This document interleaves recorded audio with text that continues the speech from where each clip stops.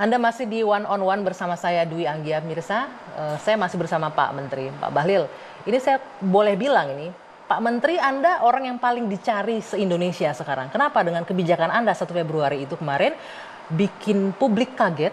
Ada shock terapi juga untuk tadi orang-orang yang sudah nyaman berbisnis dalam tanda kutip soal tabung 3 kg.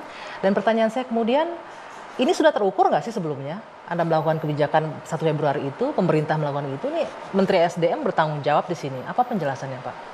Mbak, saya itu memang menjadi bagian daripada anggota kabinet.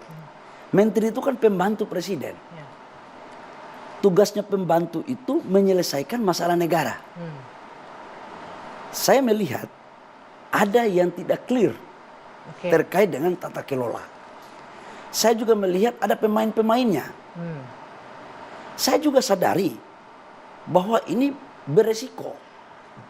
Resikonya Anda sudah saksikan sendiri Pak Menteri kemarin ya? Antrian di mana-mana, kelangkaan di mana-mana. Enggak, resikonya ada dua. Resiko para pemain, dan memang akan terjadi antrian juga seperti ini. Tapi pemimpin, kalau nggak mau ambil resiko, jangan jadi pemimpin. Oh, ini di underline ya, pemimpin kalau nggak mau ambil resiko jangan jadi pemimpin. Tugas pemimpin itu menyelesaikan masalah. Walaupun akhirnya Bapak menyelesaikan masalah, menimbulkan masalah antrian kemarin itu. Nah, ini yang saya mau jelaskan. Tidak ada satu formulasi 100% sempurna dalam penataan yang bengkok menjadi lurus 100% jadi. Itu nggak ada. Pasti akan terjadi dinamika.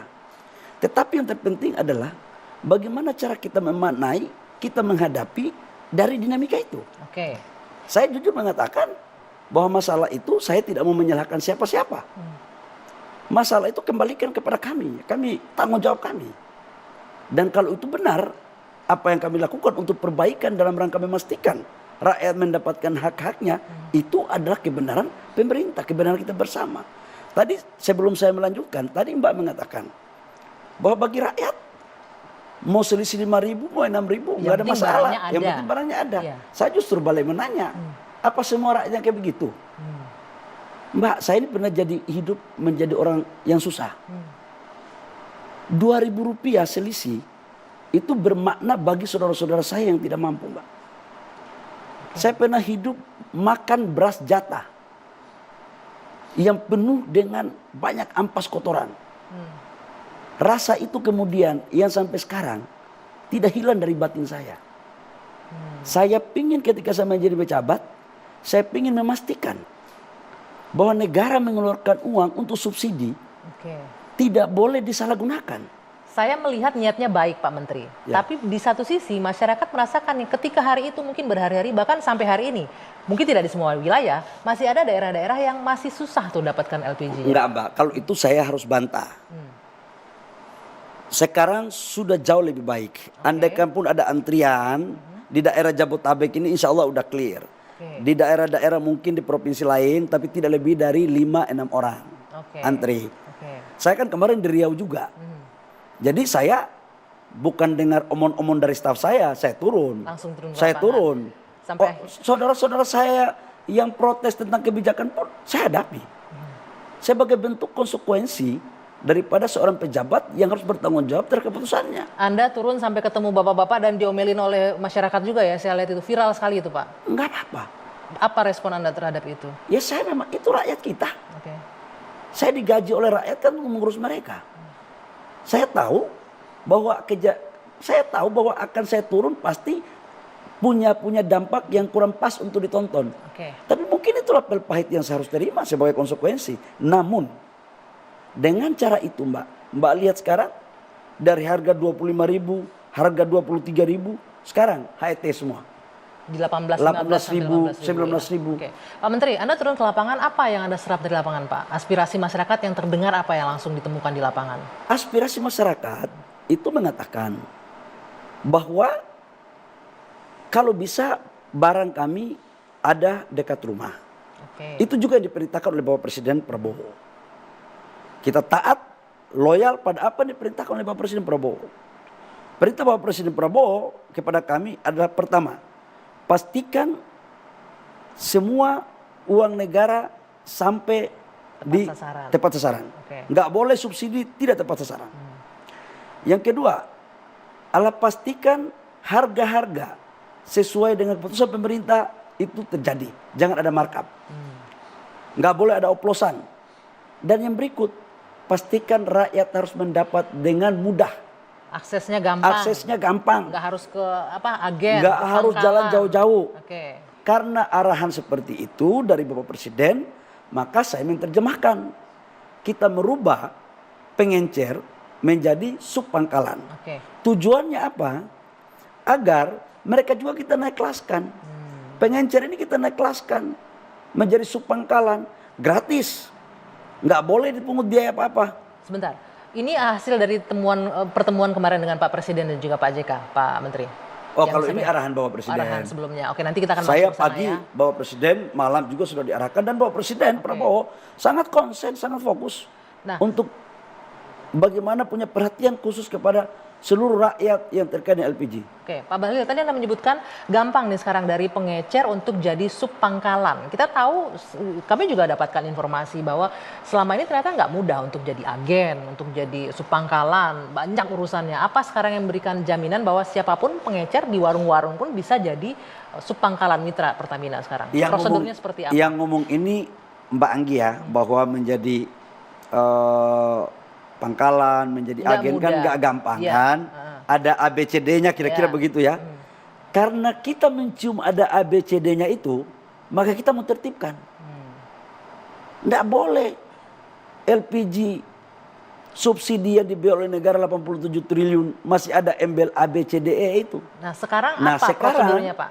Adalah bagaimana agar kita memastikan pengencer menjadi sub pangkalan tanpa ada uang, maka saya membentuk tim. SDM, Pertamina, kemarin waktu rapat kerja di Rut Pertamina juga sudah komit sama saya, fokus, tidak boleh ada pungutan biaya apapun. Oke. Seandainya ada pemirsa TV One di rumah dari pengecer sekarang ingin menjadi subpangkalan, apa yang harus dilakukan? Langkah pertama kali harus seperti apa? Segera daftar. Sekarang daftar kan pengecer kan mereka pengecer kan sudah daftar di Pertamina. 37.000 kalau tidak salah itu. Itu otomatis mereka jadi subpangkalan. Dengan kita akan nanti dari tim Pertamina dan dari SDM akan memberikan aplikasi. Itu semua online ya? Semua online. Aplikasi ini tujuannya apa? Agar mereka terdaftar. Agar mereka betul-betul bisa dikontrol siapa dijual ke siapa. Berapa harganya.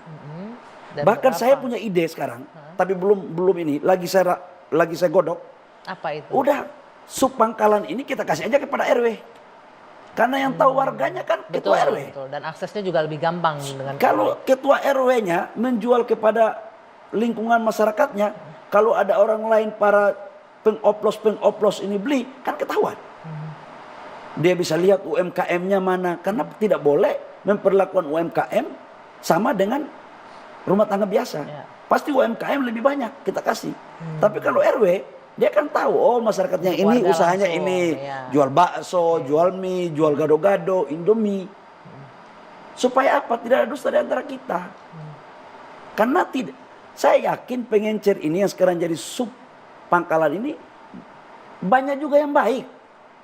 Ada yang nggak baik berarti? Ya, itu pasti dong. Pantauannya Pak Menteri sebanyak apa tuh yang nggak baiknya? Kalau semuanya baik nggak perlu ada penataan. Iya, seberapa banyak yang tidak baiknya menurut Anda sampai harus ada nih penataan, nggak boleh jual eceran tanggal 1 Februari kemarin. Bayangkan Mbak, kalau potensi loss-nya tadi 87 triliun tadi ya. Potensi loss-nya dari harga kemudian isi dan oplosan bisa sampai 25-30%, berapa itu?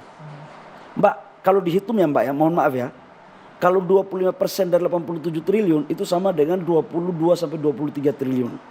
Kalau 30% itu sampai 25-26 triliun. Tahu nggak APBD provinsi kampung saya? 6 provinsi di Papua, APBD-nya itu ada yang 2,5 triliun, ada yang 3 triliun. Lebih besar potensi loss-nya daripada semua APBD ya? 6 provinsi di Papua itu tidak lebih dari 15-16 triliun rupiah APBD provinsinya. Dibandingkan dengan potensi loss subsidi yang tidak tepat sasaran 20 triliun lebih. Artinya ini kan bukan angka yang sedikit. Pak Menteri, tadi di segmen sebelumnya Anda menyampaikan ini sudah banyak praktik. Mungkin ada orang-orang yang nyaman dengan ini, dengan praktik bahwa oplosan segala macam dan siapa yang punya akses ke sana. Itu kira-kira menurut Anda siapa Pak Menteri yang nyaman itu dengan praktek-praktek kemarin itu? Ya bagi yang merasakan. Bagi yang merasakan itu siapa? Ya saya nggak bisa sebut nama. Karena Tapi itu, sudah terdeteksi oleh oh sudah kan Menteri. Mbak Anggit kan punya data karena TV One kan pernah membuat Kita pernah acara bikin investigasi khusus suntikan dan gas 3-4 hari kemarin ini kan di berbagai TV polisi menggrebek ada rumah yang sampai tabungnya 300 lebih. Oke, artinya itu orang-orang yang punya akses kan Pak Menteri sebenarnya kan, yang bisa melakukan praktek itu kan. Anda nggak khawatir ntar mereka marah tuh? Nanti kita jawab usai jeda sesaat lagi di One on One. Tetaplah bersama kami.